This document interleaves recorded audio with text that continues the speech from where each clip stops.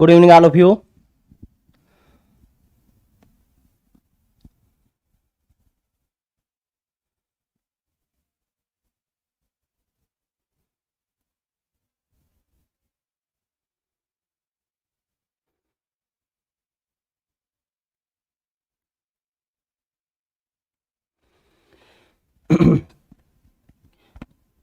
Good evening भाई भोला, Nishu, good evening. तो हम शुरुआत कर देते हैं अपनी क्लास की। देखो, क्लास से पहले कुछ इंपॉर्टेंट बातें ये हैं। तैयारी करने का जो तरीका होता है वो आप थोड़ा सा ध्यान करके सुन लो। Ritu good evening, Rinku good evening भाई। देखो, थोड़ा तैयारी करने का तरीका आपको पता होना चाहिए।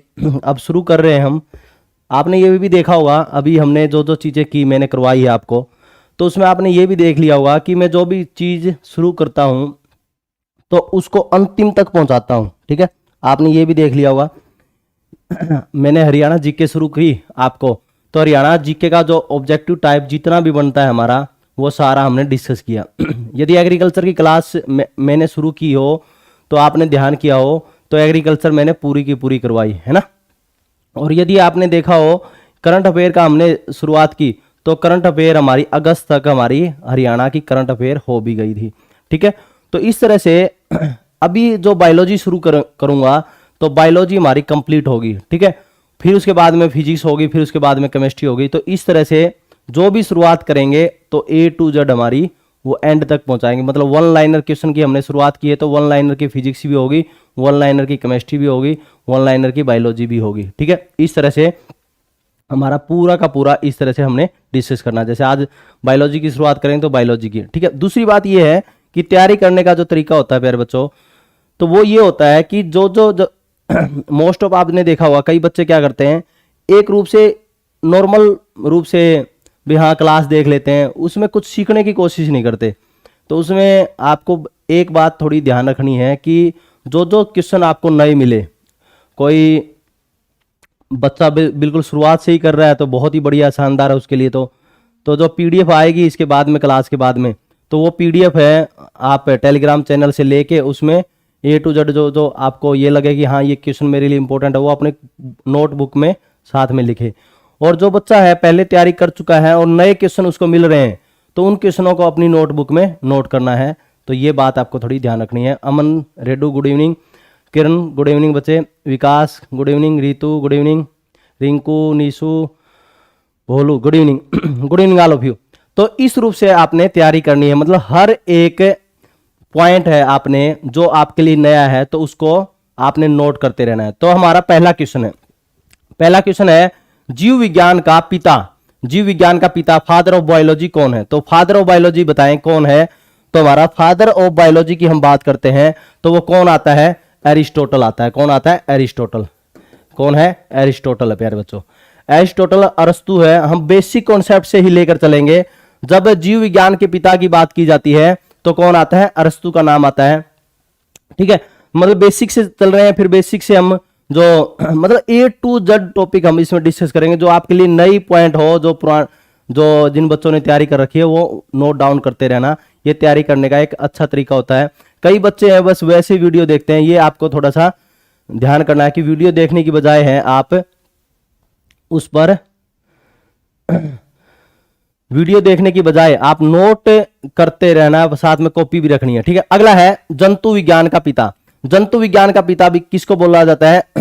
जंतु विज्ञान का पिता, जंतु विज्ञान का फादर ऑफ जूलॉजी की भी हम बात करें तो वो भी कौन बोला जाता है प्यारे बच्चों? अरस्तु को ही बोला जाता है। किसको बोला जाता है? अरस्तु को। इसको हम क्या बोलते हैं? एरिस्टोटल। क्या बोलते हैं? एरिस्टोटल।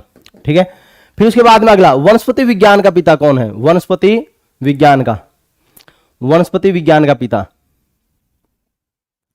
वनस्पति विज्ञान का पिता। ठीक है, तो बिल्कुल आपको मतलब ये लगाओ आप, आपके पास में 5 सेकंड का समय होगा क्योंकि हमको बहुत काम ज्यादा करना है। ठीक है, पूछने की बजाय, क्योंकि मेरा जो मोटो रहता है कि ज्यादा से ज्यादा क्वेश्चन हो। थियोफ्रेस्टस कौन है? थियोफ्रेस्टस। तो ये आपको ध्यान रखना है, कौन है? थियोफ्रेस्टस। ठीक है, जो वनस्पति विज्ञान का पिता है, फादर ऑफ बॉटनी है, वो कौन है हमारा? थियोफ्रेस्टस होते हैं, थियोफ्रेस्टस है, ठीक है। फिर उसके बाद में आधुनिक वर्गीकी का पिता, who is the father of taxonomy? Father of taxonomy, father of taxonomy, आधुनिक वर्गीकी का पिता, father of taxonomy.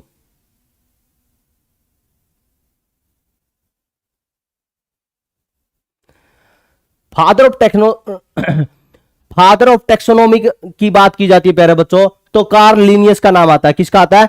Karl Linnaeus का। किसका नाम आता है? कार्ल लिनियस का।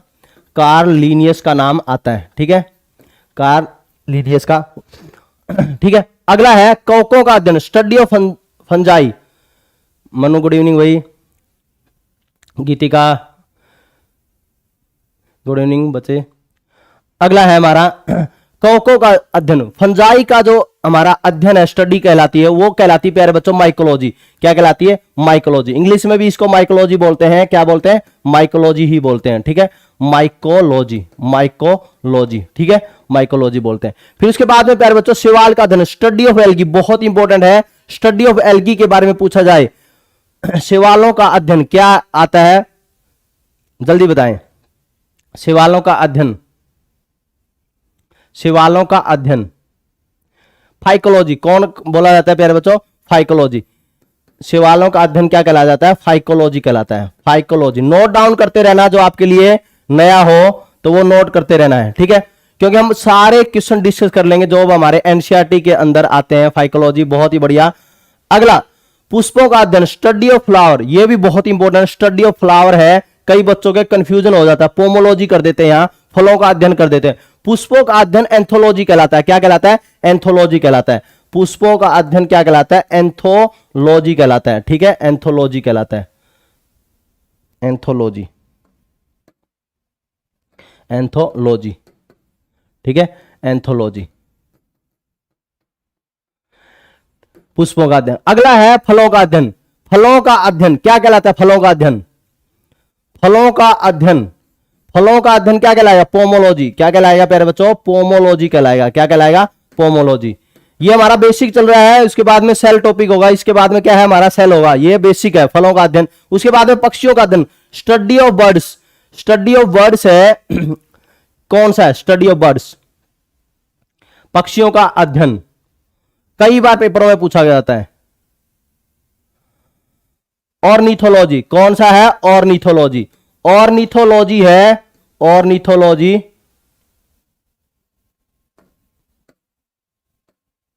ऑर्निथोलॉजी। ये क्या है हमारा?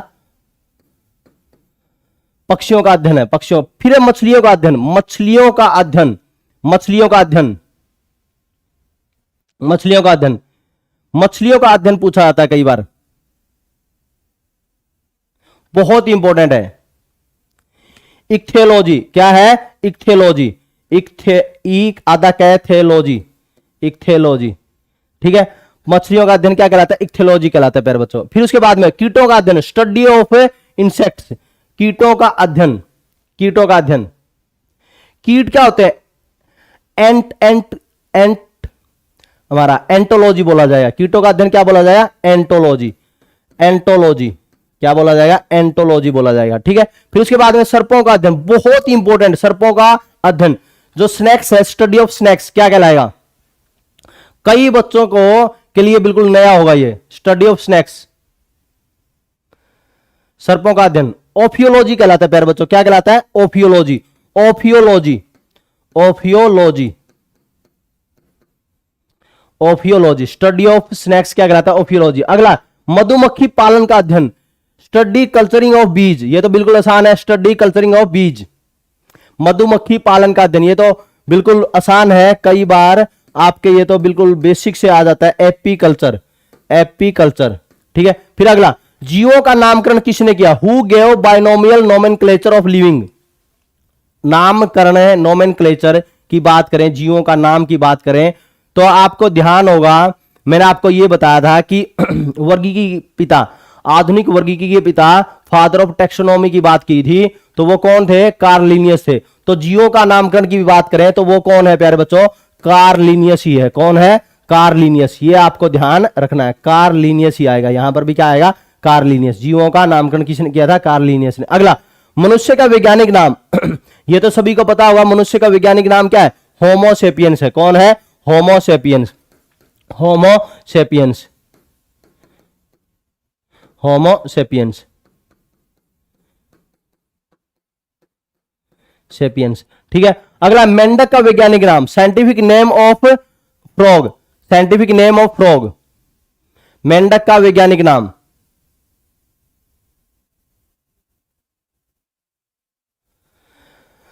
कौन है प्यारे बच्चों?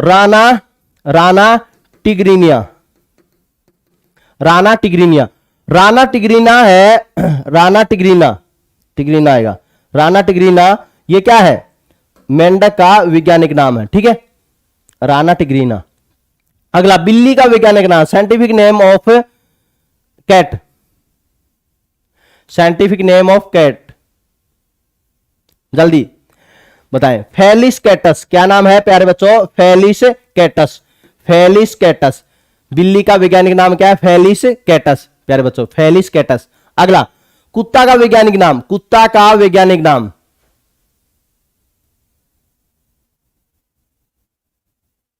कुत्ता का वैज्ञानिक नाम, कुत्ता का वैज्ञानिक नाम प्यारे बच्चों कैनिस फैमिलीरीज। ठीक है, कुत्ता का वैज्ञानिक नाम क्या है? कैनिस फैमिलीरीज। ठीक है, कैनिस फैमिलीरीज, एस। अगला, गाय का वैज्ञानिक नाम, गाय का वैज्ञानिक नाम, गाय का वैज्ञानिक नाम,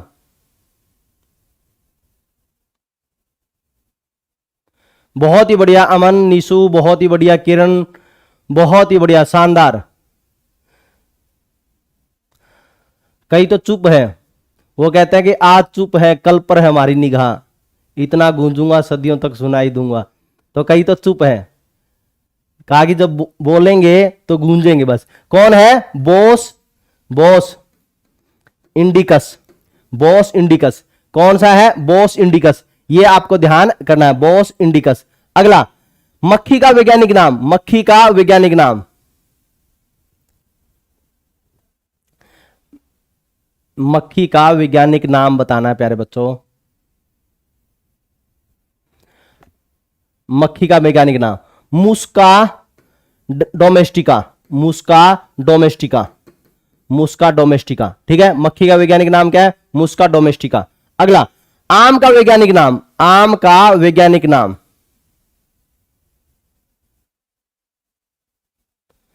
जल्दी बताएं।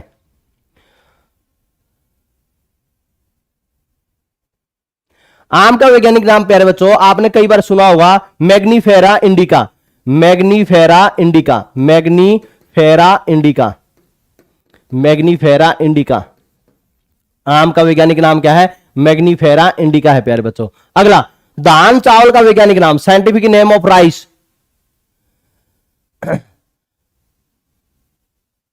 Scientific name of rice. ये हरियाणा पुलिस में एग्रीकल्चर है उसके लिए भी बहुत इंपॉर्टेंट है। कौन सा है प्यारे बच्चों? ओरियोजा सेटिविया, ओरियोजा सेटिविया, ओरिजिया सेटिविया। ठीक है, ये आपको ध्यान रखना है, सेटिविया। ठीक है, आगे देखें। गेहूं का वैज्ञानिक नाम, साइंटिफिक नेम ऑफ व्हीट,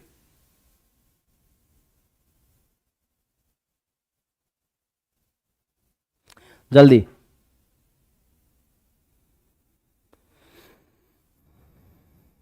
जल्दी, गेहूं का तो बता ही सकते हो आप, गेहूं का तो आराम से बता ही सकते हो। ये तो एग्रीकल्चर में पूरी पढ़ा पढ़ा के थक गया। थोड़ा पॉइंट बता दूं, ट्रिटिकम क्या है? ट्रिटिकम आगे बताओ। बहुत ही बढ़िया, बहुत ही बढ़िया मन। ट्रिटियम, ट्रिटिकम क्या बोला जाता है प्यारे बच्चों? ट्रिटिकम बोला जाता है। ठीक है, ये ठीक कर लेना, ट्रिटिकम बोला जाता है, ट्रिटिकम। अमन ट्रिटिकम, ये आपका आगे ठीक है। ट्रिटिकम एस्टियम बोला जाता है प्यारे बच्चों, क्या बोला जाता है नीशु बच्चे? एस्टियम बोला जाता है, ये ध्यान रखना है, एस्टियम, ठीक है। गेहूं का वैज्ञानिक नाम। आगे मटर का वैज्ञानिक नाम, मटर का वैज्ञानिक नाम।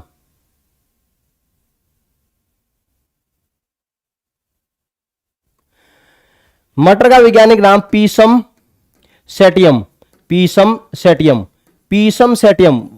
मटर का वैज्ञानिक नाम क्या है? पीसम सेटियम, ठीक है, पीसम सेटियम। आगे चना का वैज्ञानिक नाम, बस 2-3 और रह गए हमारे, फिर सेल टॉपिक होगा हमारा, सेल। चना का वैज्ञानिक नाम बताओ।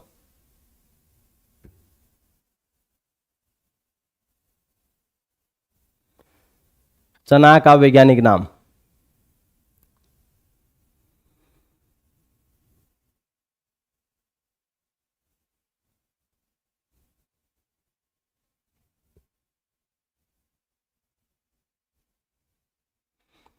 देखो चना का वैज्ञानिक नाम है प्यारे बच्चों सीसर, सीसर ओरिटियम, ठीक है, सीसर ओरिटियम, सीसर ओरिटियम है,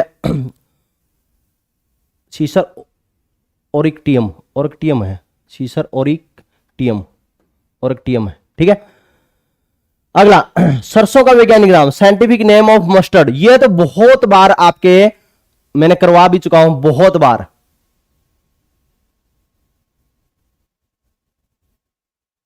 जल्दी बताएं, जल्दी बताएं, जल्दी। ब्रासिका, आप जल्दी बताएं क्या है?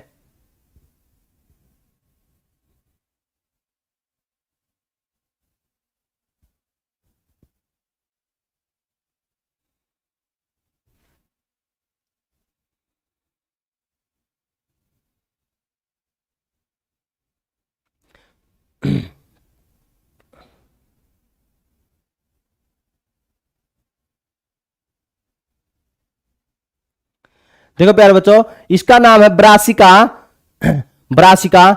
या तो आप निगवा भी बोल सकते हो, लेकिन हम देखते हैं तो मोस्ट ऑफ जो मान्य है वो क्या है प्यारे बच्चों? कैप्स्ट्रियस। क्या है? ब्रासिका कैप्स्ट्रियस, ठीक है। ब्रासिका आपने जो बोला है अमन, ये भी हम कह सकते हैं, लेकिन जो सबसे ज्यादा मान्य है वो है ब्रासिका कैम्पेस्ट्रियस, ठीक है। तो कौन सा है? ब्रासिका कैम्पेस्ट्रियस, ठीक है। फिर उसके बाद में आप देखो प्यारे बच्चों, शरीर की संरचनात्मक व क्रियात्मक इकाई, ये हमारा शुरू हो गया है topic.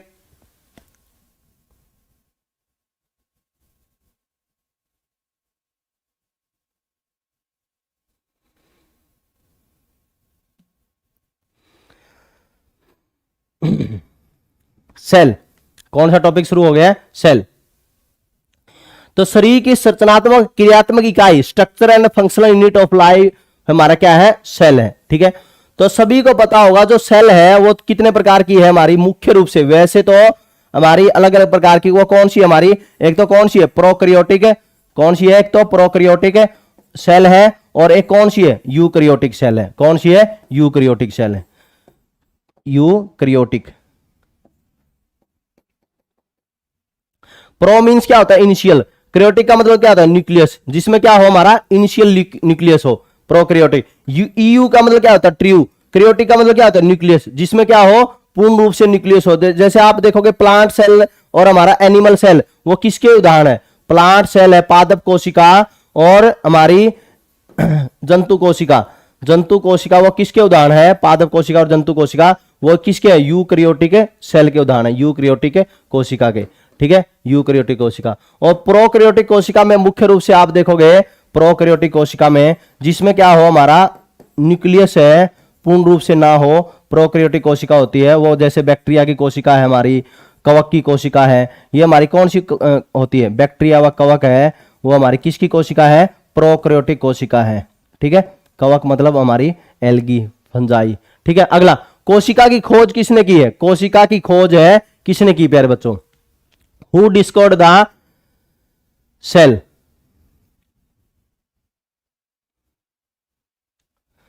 Mamtesh Nagar, good evening भाई। कोशिका की खोज प्यारे बच्चों रॉबर्ट हुक ने की। किसने की थी? रॉबर्ट हुक ने। और रॉबर्ट हुक ने किससे की थी? किससे की थी रॉबर्ट हुक ने? पौधे की छाल से, पौधे की छाल से, पौधे की छाल से यह खोज की थी। ठीक है। अगला, कोशिका अध्ययन क्या कहलाता है? Study of cell is called, study of cell क्या कहलाता है?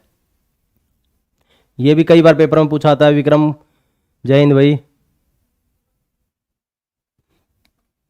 तो क्या कहलाता है प्यारे बच्चों? साइटोलॉजी। क्या कहलाता है? साइटोलॉजी। साइटोलॉजी कहलाता है। क्या कहलाता है? साइटोलॉजी कहलाता है। साइटोलॉजी। ठीक है।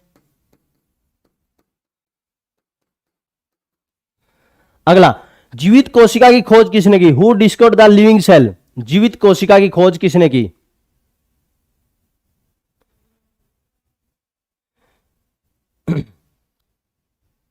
जीवित कोशिका की खोज की थी प्यारे बच्चों ल्यूएन हॉक ने। किसने? ल्यूएन हॉक ने। ल्यूएन हॉक ने। ठीक है।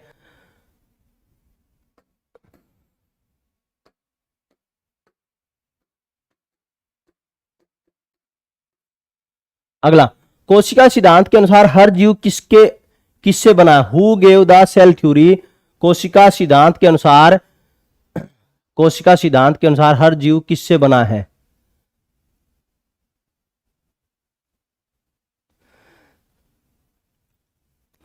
इंग्लिश में अलग हो गया वैसे और हिंदी में अलग हो गया। देखो, कोशिका सिद्धांत के अनुसार हर जीव किससे बना है? कोशिका से बना है। किससे बना है? ये तो कोशिका से बना है, सेल से बना है। लेकिन who gave cell theory? Cell theory किसने दी? सेल थ्योरी के बारे में प्यारे बच्चों स्वान और स्लाइडेन ने बताया था। किसने बताया था? वैज्ञानिक स्वान व स्लाइडेन ने। वह स्वान व स्लाइडेन ने सेल थ्योरी दी थी। स्वान और स्लाइडेन ने सेल थ्योरी दी। ठीक है। कोशिका सिद्धांत के अनुसार हर जीव, ये फिर दोबारा आ गया, ये किससे बना है? कोशिका से ही बना है। ठीक है। अगला, जीव जिसमें कोशिका नहीं होती, वह जो जीव जिसमें कोशिका नहीं होती वो क्या कहलाएगा? The living organism having no cell. The living organism having no cell. वह लिविंग ऑर्गेनिज्म जो जिसमें सेल नहीं होती वो क्या कहलाता है? वो क्या कहलाएगा प्यारे बच्चों? वायरस। क्या कहलाएगा? वायरस। विषाणु। विषाणु के अंदर क्या नहीं होती? कोशिका नहीं होती। विषाणु क्या कहलाया जाता है? विषाणु है सजीव कोशिका है या निर्जीव कोशिका? सजीव कोशिका है या निर्जीव है? ये विषाणु है वो सजीव है या निर्जीव है? कोशिका तो है ही नहीं। ये क्या होता है प्यारे बच्चों? लिविंग और नॉन लिविंग दोनों बोला जाता है। नॉन लिविंग के मध्य क्या होता है? ट्रांजिशनल ग्रुप होता है। क्या होता है? कि ट्रांजिशनल ग्रुप होता है। वायरस है ना तो सजीव बोला जाता है ना ही निर्जीव बोला जाता है। लिविंग और नॉन लिविंग के बीच में क्या बोला जाता है? ट्रांजिशनल ग्रुप बोला जाता है। ठीक है प्यारे बच्चों। फिर अगला, मानव शरीर की सबसे बड़ी कोशिका। मानव शरीर की सबसे बड़ी कोशिका, largest cell in the human body. देखो ये ध्यान रखना है आपको, मानव का मतलब नर नहीं होता। ठीक है। मानव के दो भाग है, नर व मादा। ठीक है। नर व मादा। नर मीन्स क्या है? मेल, और मादा मीन्स क्या है प्यारे बच्चों? फीमेल। तो ये पूछ रहा है कि मानव का सबसे बड़ी कोशिका कौन सी है? वो ओवम है प्यारे बच्चों। कौन सी है? ओवम है। ओवम मत मीन्स क्या है? अंडाणु। अंडाणु सबसे बड़ी कोशिका है। लेकिन ये किस में पाई जाती है? नर में नहीं पाई जाती है। किस में पाई जाती है? मादा में पाई जाती है। ठीक है। तो ये बात आपको ध्यान रखना। वो तो लंबी कोशिका है, जो नर्व सेल है वो तो हमारी क्या है? सबसे लंबी कोशिका। सबसे लंबी कोशिका की बात की जाए तो वो कौन सी है प्यारे बच्चों? तंत्रिका कोशिका है। वो प्यारे बच्चे किसकी है? नर्व सेल है। वो तो हमारी क्या है? Nerve cell. सबसे लंबी कोशिका की बात की जाए तो वो कौन सी हमारी? नर्व सेल है। ये बात आपको थोड़ा ध्यान रखनी है। ठीक है। अगला, मानव शरीर की सबसे, ये आ ही गया, मानव शरीर की सबसे लंबी कोशिका। मानव शरीर की सबसे लंबी कोशिका कौन सी है? आ ही गया। तो हमारी कौन सी है? तंत्रिका कोशिका, नर्व सेल है। तंत्रिका कोशिका है, नर्व सेल है। ठीक है। Nerve cell. ठीक है। अगला, सबसे छोटी कोशिका, स्मॉलेस्ट सेल कौन सी है प्यारे बच्चों? स्मॉलेस्ट सेल, सबसे छोटी कोशिका। मानव शरीर की नहीं पूछा है, वैसे सबसे छोटी कोशिका पूछा है। मानव शरीर के लिए तो पूछा जाएगा तो ऑप्शन में या तो मिलेगा आरबीसी या मिलेगा शुक्राणु। मानव के लिए पूछा जाए तो ऑप्शन में मिलेगा मानव की पूछा जाए तो ऑप्शन में क्या मिलेगा? या तो मिलेगा आरबीसी मिलेगा मानव का पूछा जाए, या मिलेगा प्यारे बच्चों सप्रम। सप्रम मीन्स क्या? शुक्राणु, वो नर का भाग है। तो सबसे छोटी कोशिका यहां पर पूछा गया है, सबसे छोटी कोशिका मतलब वो ओवरऑल हमारा पूछ रहा है, तो वो कौन सी है प्यारे बच्चों? माइकोप्लाज्म। कौन सी है? माइकोप्लाज्म। कौन सी है? माइकोप्लाज्म। ठीक है, माइकोप्लाज्म। अगला, कोशिका झिल्ली किसकी बनी होती है? कोशिका झिल्ली है वो किसकी बनी होती है? Cell membrane is made by, cell membrane is made by. कोशिका झिल्ली किसकी बनी है? Cell membrane is made by, किसकी बनी है कोशिका झिल्ली? प्यारे बच्चों, लिपिड व प्रोटीन की बनी होती है। किसकी बनी होती है? लिपिड व प्रोटीन की बनी होती है। जो कोशिका झिल्ली है वो किसकी बनी है? लिपिड व प्रोटीन की बनी है। ठीक है, सेल मेम्ब्रेन। और आपने ध्यान किया होगा सभी को, जो सेल मेम्ब्रेन है वो क्या होती है? सेमी परमिएबल होती है। क्या होती है? सेमी परमिएबल मेम्ब्रेन, मेम्ब्रेन अर्ध पारगम्य होती है। कौन सी होती है? अर्ध पारगम्य। ठीक है, लिपिड व प्रोटीन की बनी होती है। ये क्या है? अर्ध पारगम्य होती है, अर्ध पारगम्य। पारगम्य तो का मतलब क्या होता है? आर पार आसानी से जा सके। अर्ध, और अर्ध मतलब अर्ध पारगम्य है। ठीक है, पूर्ण रूप से पारगम्य नहीं हो। कोशिका भित्ति पाई जाती है, cell wall is present only. कोशिका भित्ति किस में पाई जाती है? कोशिका भित्ति किस में पाई जाती है?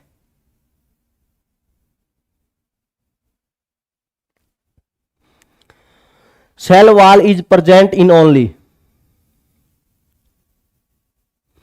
सिंपल है प्यारे बच्चों, पादप कोशिका के अंदर। क्या है? पादप कोशिका के अंदर, प्लांट सेल के अंदर। ये पूछ ले, यहां से एक क्वेश्चन और बनता है, क्या बैक्टीरिया की कोशिका में सेल वॉल पाई जाती है? क्या बैक्टीरिया की कोशिका में सेल वॉल पाई जाती है? हाँ, बैक्टीरिया की कोशिका में भी क्या पाई जाती है? सेल वॉल पाई जाती है प्यारे बच्चों। ठीक है, ये भी बात आपको ध्यान रखनी है। पादप कोशिका में, प्लांट सेल में पाई जाती है। फिर कोशिका भित्ति बनी किसकी होती है? देखो, प्लांट जो हमारी बैक्टीरिया की कोशिका में नहीं बनी होती सेलुलोज की, लेकिन पादप कोशिका में, प्लांट सेल में ये बात आपको ध्यान रखनी है प्यारे बच्चों। कोशिका भित्ति प्लांट सेल में किसकी बनी होती है? सेलुलोज की। सेलुलोज है प्यारे बच्चों, सेलुलोज एक रेशा है। क्या है? फाइबर है। सेलुलोज क्या है? ध्यान रखना, थोड़ा ध्यान करना। सेलुलोज क्या है? फाइबर है, रेशा है। ठीक है, फाइबर है, रेशा है। और हम देखते हैं सेलुलोज, तो ये एक कार्बोहाइड्रेट भी है। क्या है? कार्बोहाइड्रेट भी है। सेलुलोज कार्बोहाइड्रेट की श्रेणी में भी आता है। और हम देखते हैं, क्या मानव इसका पाचन नहीं कर सकता? क्या मानव पाचन कर सकता है? नहीं, मानव पाचन नहीं कर सकता। मानव पाचन नहीं कर सकता, ये सब आपको बेसिक कॉन्सेप्ट है। मानव पाचन नहीं कर सकता। ठीक है प्यारे बच्चों, मानव पाचन नहीं कर सकता, ये आपको ध्यान करना है। अगला, जीव द्रव्य में सर्वाधिक बहुल अकार्बनिक संगठक कौन सा है? मतलब the most abundant inorganic constitute of protoplasm. जो जीव द्रव्य होता है अपना कोशिका के अंदर, वह हमारा क्या है प्यारे बच्चों? जो जीव द्रव्य है, जैसे ये हमारी कोई कोशिका ले ली मैंने, ठीक है, तो इसके अंदर क्या बना लिया? न्यूक्लियस बना लिया। जो हमारा मिनरल्स और हमारा वाटर जो होता है इसके अंदर जीव द्रव्य, देखो कई बार ये भी पूछा जाता है कि किस वैज्ञानिक ने जीवन का आधार बताया? जीवन का आधार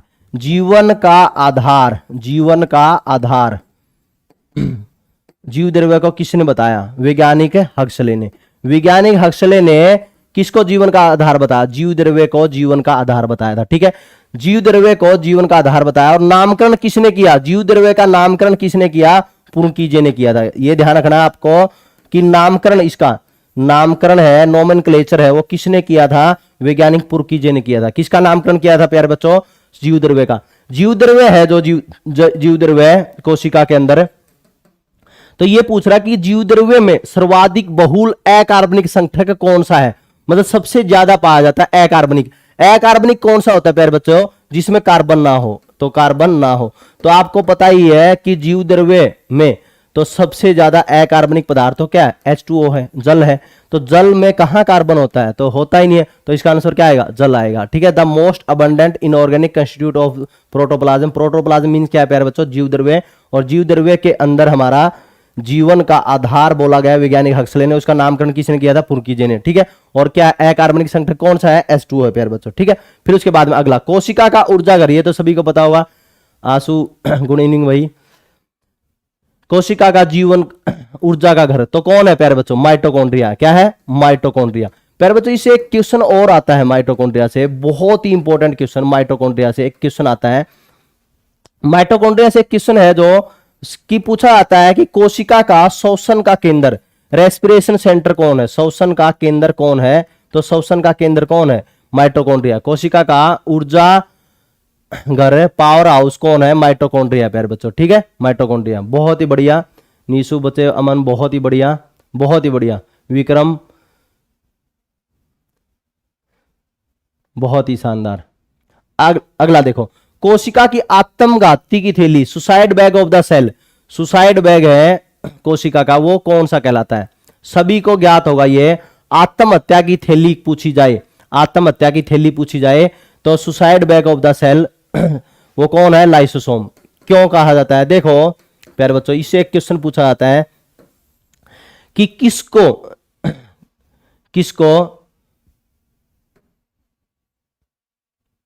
देखो, अधिक आयु की कोशिका, एक नाम और इसका अभी दिमाग से निकल गया, अधिक आयु की कोशिका की मृत्यु, अधिक आयु की कोशिका की मृत्यु कहां होती है, कोशिका की मृत्यु कहां होती है, वो हमारी लाइसोसोम में होती है। किस में होती है, लाइसोसोम में। तो इसलिए इसको क्या बोलते हैं, suicide bag of the cell. एक और आगे ध्यान में, कई बार इसको जो मैं कह रहा था आपको, digestive bag of cell, digestive bag of the cell. तो कोशिका की पाचन थैली, कोशिका की पाचन थैली, कोशिका की पाचन थैली कौन सी बोली जाती है प्यारे बच्चों, कोशिका की पाचन थैली की बात की जाए तो वो कौन सी प्यारे बच्चों, लाइसोसोम है। कौन सी है, लाइसोसोम। ये भी क्वेश्चन पूछा जाता है। ठीक है प्यारे बच्चों, ये था हमारा लाइसोसोम। अगला, कोशिका का यातायात प्रबंधक कौन है, traffic police of the cell, traffic police of the cell. कोशिका का यातायात प्रबंधक कौन सा है,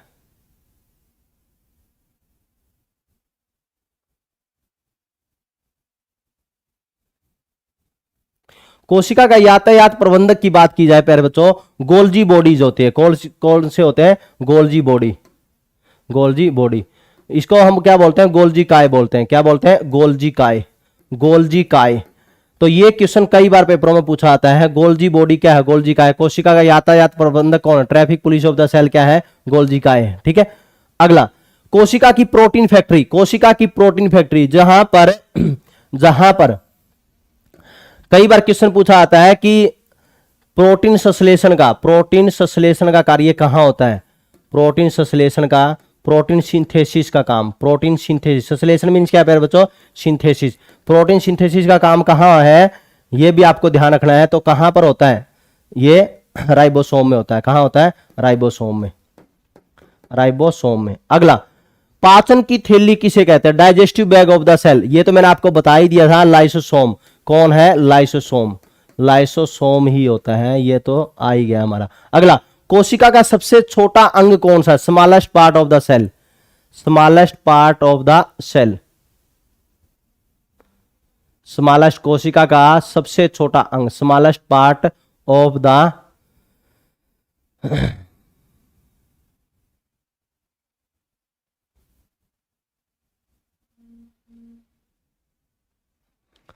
बहुत ही बढ़िया, शानदार आंसरिंग कर रहे हो। अगला क्वेश्चन देखो, कोशिका का सबसे छोटा अंग,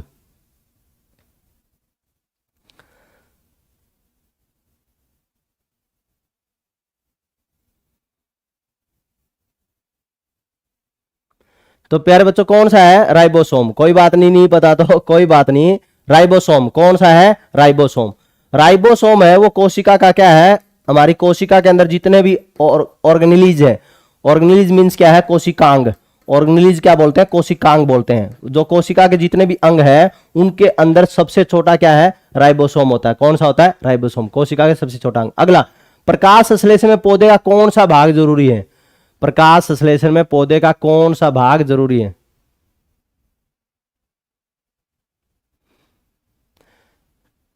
14 नवंबर को ALM का पेपर है। बेस्ट विशेष भाई KD। नमस्ते भाई PK विद्वान, नमस्कार। इसको लाइक और शेयर भी कर देना, कभी लाइक और शेयर करो ही ना, क्योंकि मैं व्यस्त हूं। मैं ये सोच रहा हूं जो टारगेट लेके आया हूं वो पूरा करूं, आपको सेल टॉपिक के सारे क्वेश्चन करवा दूं।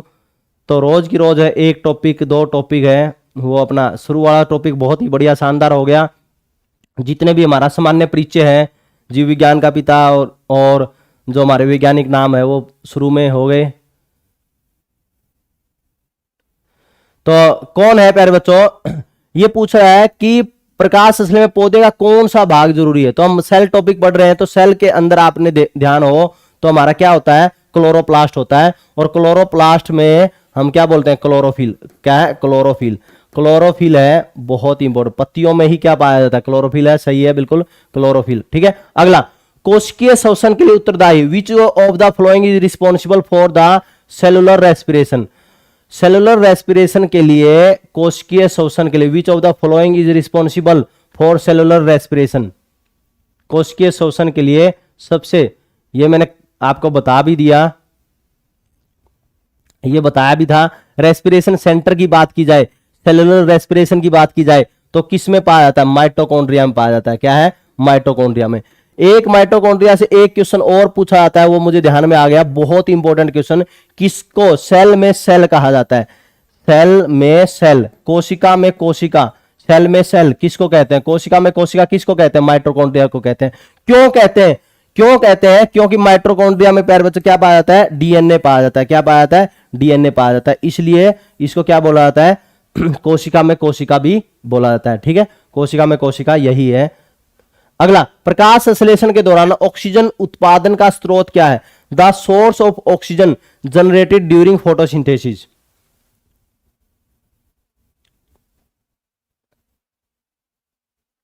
तो कौन है? फोटोसिंथेसिस प्रक्रिया में लिख देता हूं, देखो यहां पर पौधे क्या करते हैं, पौधे वो लेंगे वायुमंडल से लेंगे कार्बन डाइऑक्साइड और साथ में 6CO2 प्लस में 12H2O ले लेते हैं हम, 12H2O ले लेते हैं।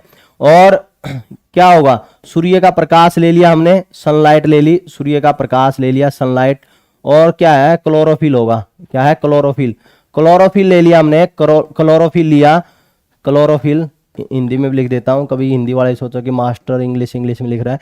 तो आप देखो कार्बन डाइऑक्साइड है, 12H2O है, और किस में कन्वर्ट हो जाएगा, ये 6CO2 sorry C6H12O6 C6H12O6 plus में 6O2 प्लस में 6H2O इसमें कन्वर्ट हो जाएगा। तो ये पूछ रहा है कि प्रकाश संश्लेषण के दौरान ऑक्सीजन उत्पादन का स्रोत, जो ऑक्सीजन प्राप्त हुई है वो किससे प्राप्त हुई है, वो जल से प्राप्त हुई है। और जो ऑक्सीडेज यहां पर जो पूछ ले ग्लूकोज किससे प्राप्त हुआ है, तो वो किससे प्राप्त हुआ है, वो कार्बन डाइऑक्साइड से प्राप्त हुआ है। ग्लूकोज किससे प्राप्त हुआ है, कार्बन डाइऑक्साइड से। तो ये ध्यान रखोगे, यहां पर क्या आएगा, जल आएगा, H2O आएगा। क्या है, जल, H2O। ठीक है, जल से प्राप्त हुआ है। ठीक है, अगला देखो आप, मानव शरीर की कोशिका के कुल गुणसूत्र कितने होते हैं? मानव शरीर की कोशिका के कुल गुणसूत्र ये सभी को ज्ञात है, तो वो कितने हैं, 46 है, या 23 जोड़े पूछा जाए, 23 पेयर्स। ठीक है, 23 पेयर्स। अगला, कोशिका की अचल संपत्ति, which is known as immovable property of cell.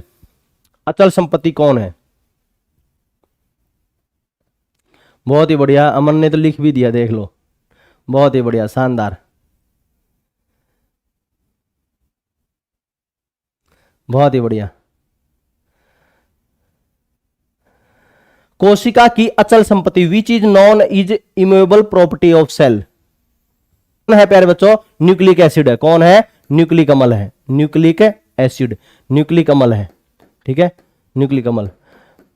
मैं देख लेता हूं, भाप लेता हूं कि भाई आपका मोरल डाउन नहीं होना चाहिए, मैं तुरंत आंसर दे देता हूं, टेंशन मत लिया करो। कोशिका की, अगला, कोशिका के किस भाग में गुणसूत्र पाए जाते हैं? Chromosomes present in which part of cell, ये तो पता ही होगा, किस में पाए जाते हैं? कोशिका के किस भाग में गुणसूत्र पाए जाते हैं? तो किस में पाए जाते हैं प्यारे बच्चों, गुणसूत्र किस में पाए जाते हैं? केंद्रक में पाए जाते हैं, न्यूक्लियस में पाए जाते हैं। न्यूक्लियस में पाए जाते हैं, केंद्रक में पाए जाते हैं। अगला, कोशिका में डीएनए, कोशिका में डीएनए पाए जाते हैं। डीएनए कहां पाए जाते हैं कोशिका में?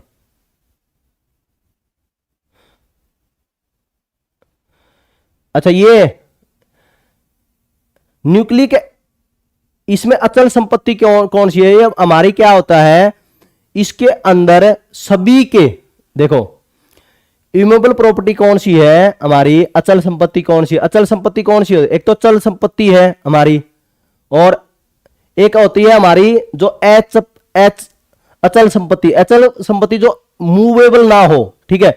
न्यूक्लिक एसिड हमारा क्या रहता है, इमूवेबल रहता है, और उसमें जो ट्रांसफर रहता है, मोस्ट ऑफ आपका जो पार्ट जो ट्रांसफर होगा वो रहता है हमारा कौन से रहते हैं? क्रोमोसोम्स रहते हैं। कौन से रहते हैं? क्रोमोसोम्स रहते हैं, ठीक है। तो इसलिए बोला जाता है। अगला, कोशिका में डीएनए पाए जाते हैं। किस में पाए जाते हैं? डीएनए भी किस में पाए जाते हैं? केंद्रक में पाए जाते हैं। डीएनए भी किस में पाए जाते हैं? न्यूक्लियस में पाए जाते हैं, न्यूक्लियस में, ठीक है। अगला, आरएनए कहां पाया जाता है? आरएनए, आरएनए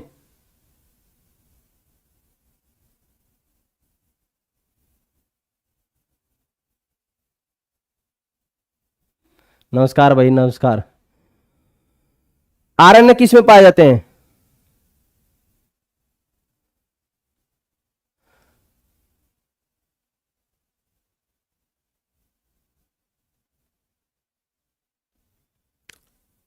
वो तो माइटोकॉन्ड्रिया का बता दिया ना मैंने कि सेल के अंदर सेल पाया जाता है, इसीलिए तो माइटोकॉन्ड्रिया का बोला जाता है। वो तो बता दिया था अमन आपको।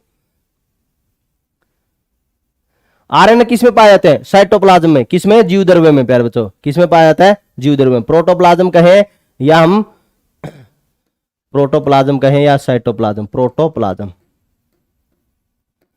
आरएनए कहां पाया जाता है? प्रोटोप्लाज्म, जीव द्रव्य में पाए जाते हैं। अगला, क्लोरोफिल में कौन सी, क्लोरोफिल में कौन सी धातु पाई जाती है? क्लोरोफिल में कौन सी धातु पाई जाती है? एक आपको यह भी देखना है, यूट्यूब चैनल पर, अपने यूट्यूब चैनल पर पोल्स में क्वेश्चन डाले जाते हैं यूट्यूब चैनल पर, तो उसके भी आंसर दिया करो आप। तो बढ़िया बढ़िया क्वेश्चन आते हैं उसके अंदर, उसमें आप आंसरिंग किया करो। वो देखा करो कि अभी जैसे एक क्वेश्चन है कल डाला हुआ था, तो कई बच्चों का, बहुत ही बच्चों का गलत था। वो क्वेश्चन था लीवर वाला कि कौन सा,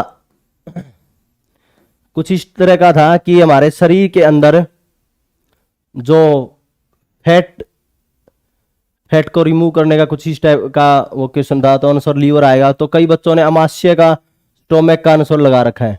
तो इस तरह के क्वेश्चन है, बढ़िया बढ़िया क्वेश्चन है, पोल पे डाले जाते हैं यूट्यूब चैनल पर, वो भी आप सोल्व किया करो। तो क्लोरोफिल धातु किस में पाई जाती है? मैग्नीशियम। क्लोरोफिल में कौन सी धातु पाई जाती है? मैग्नीशियम पाई जाती है। अगला, पत्तियों का हरा रंग किससे होता है? Green colour of leaf is due to the presence of, तो किसके कारण होता है? पत्तियों का हरा रंग है वो किसके कारण होता है? क्लोरोफिल के कारण। किसके कारण होता है? क्लोरोफिल के कारण।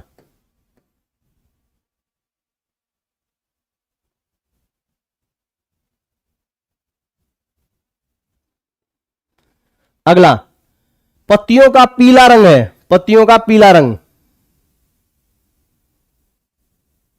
पत्तियों का पीला रंग, पत्तियों का पीला रंग है वो किसके कारण है? जल्दी बताएं। पत्तियों का पीला रंग है,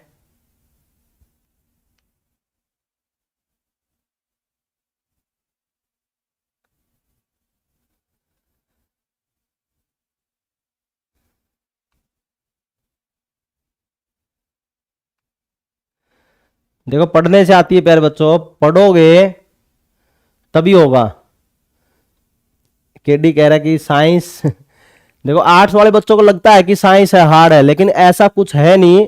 जब कंपटीशन एग्जामों में देखोगे तो एचएससी में भी क्वेश्चन जो पूछे जा रहे हैं, तो most of question 9th class से पूछे जा रहे हैं अब, मोस्ट ऑफ क्वेश्चन। लेकिन थोड़ा सा लेवल बढ़ा देते हैं वो 9th का। तो कौन किसके कारण होता है प्यारे बच्चों?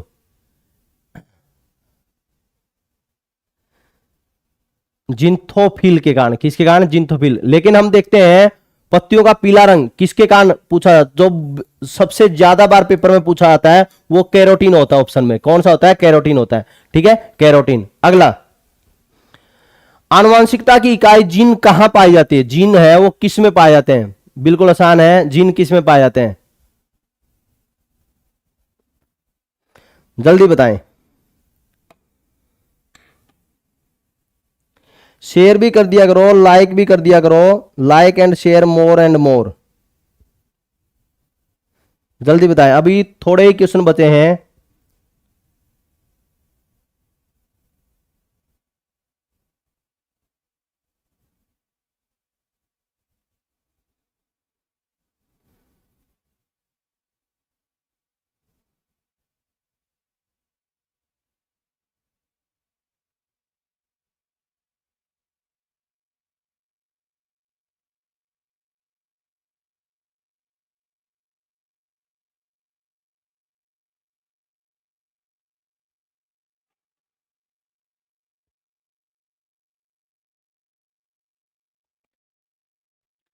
इकाई जीन कौन सी है? जल्दी बताएं।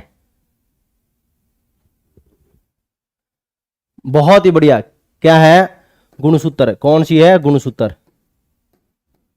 बहुत ही बढ़िया, क्रोमोसोम्स। क्रोमोसोम्स। अगला, किन कोशिकाओं में कोशिका विभाजन नहीं होता? बहुत ही इंपॉर्टेंट क्वेश्चन। किन कोशिकाओं में कोशिका विभाजन नहीं होता? इसी वजह से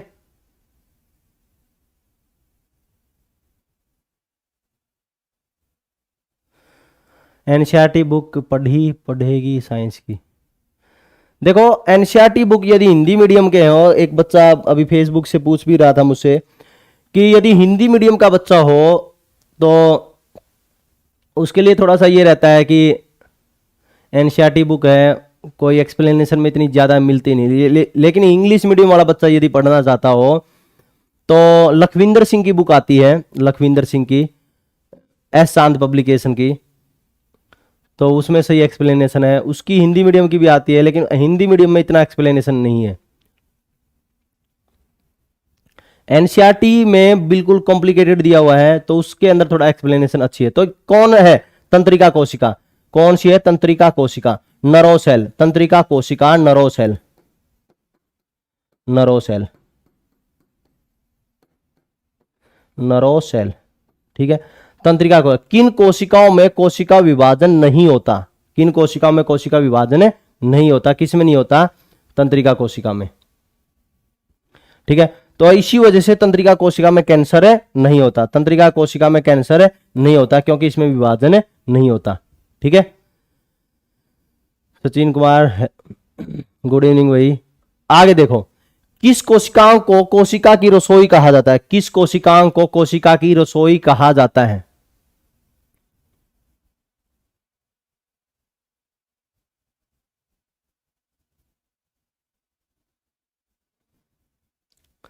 कोशिका की रसोई किसको कहा जाता है? कोशिका की रसोई बोला जाता है प्यारे बच्चों क्लोरोप्लास्ट को। किसको बोला जाता है? ये प्लांट सेल में पाई जाती है, क्लोरोप्लास्ट। एक होता है ल्यूकोप्लास्ट। क्या होता है? ल्यूकोप्लास्ट। ल्यूकोप्लास्ट क्या है प्यारे बच्चों? ल्यूकोप्लास्ट, ल्यूकोप्लास्ट है देखो, क्लोरोप्लास्ट तो होता है वर्णी लवक। कौन सा होता है? वर्णी लवक, वर्णी लवक। ठीक है, क्या इसमें सॉरी, इसको बोलते हैं वर्णी लवक, तो हमारा अलग है, वो क्रोमोप्लास्ट है। इसको हम बोलते हैं पर्णहरित लवक, पर्णहरित लवक। क्लोरोप्लास्ट को क्या बोलते हैं? पर्णहरित लवक। ल्यूकोप्लास्ट को बोलते हैं अवर्णी लवक।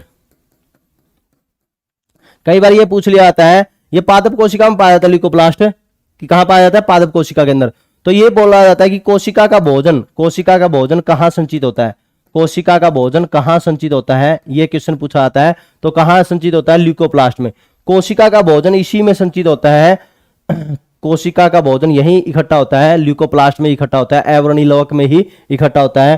तो इसलिए हम देखते हैं ये इसका रंग, ये रंगहीन होता है, इसलिए इसको हम क्या बोलते हैं?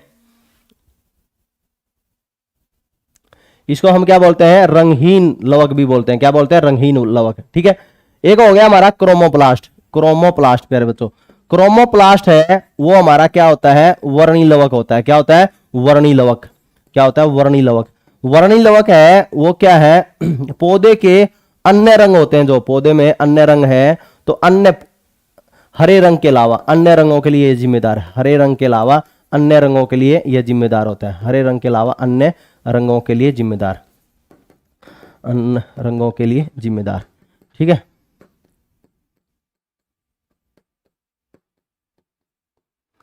फिर आप देखो एक कोशिका में एक पॉइंट और रह गया था हमारा, केंद्रक। केंद्रक है जो न्यूक्लियस है, न्यूक्लियस कोशिका का सीपीयू बोला जाता है। न्यूक्लियस है कोशिका का क्या बोला जाता है, सेल का सीपीयू बोला जाता है। सेल का सीपीयू, सेल का सीपीयू यही है, केंद्रक है। न्यूक्लियस है क्या है हमारा, सेल का सीपीयू है। ठीक है, तो सेल का सीपीयू है, तो इसी वजह से केंद्रक को हम क्या बोलते हैं, केंद्रक को हम क्या कहते हैं प्यारे बच्चों, सेल का सीपीयू, क्योंकि यह संपूर्ण कोशिका को नियंत्रण करने का काम करता है, इसलिए इसका क्या बोलते हैं, सेल का सीपीयू।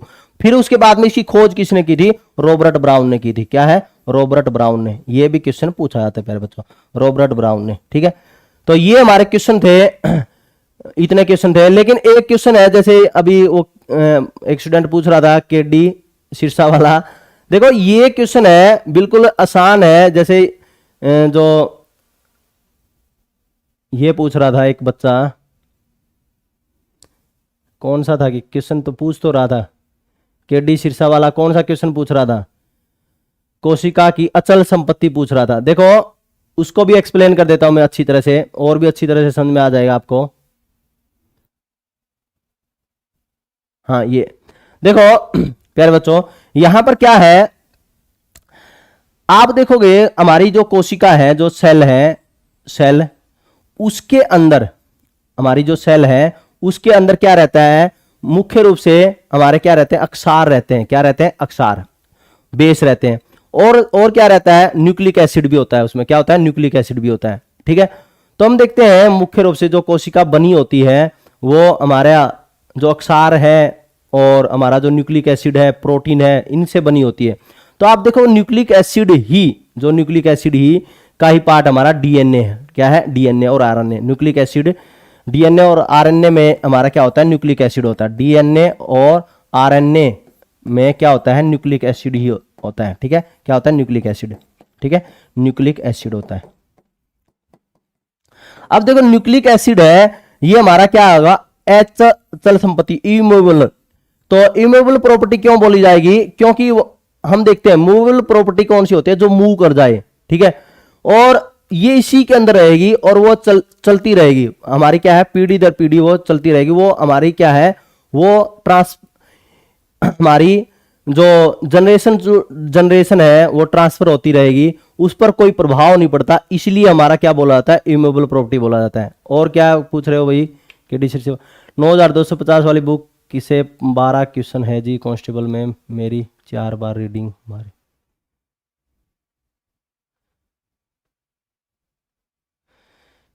चलो क्या है, जो भी है,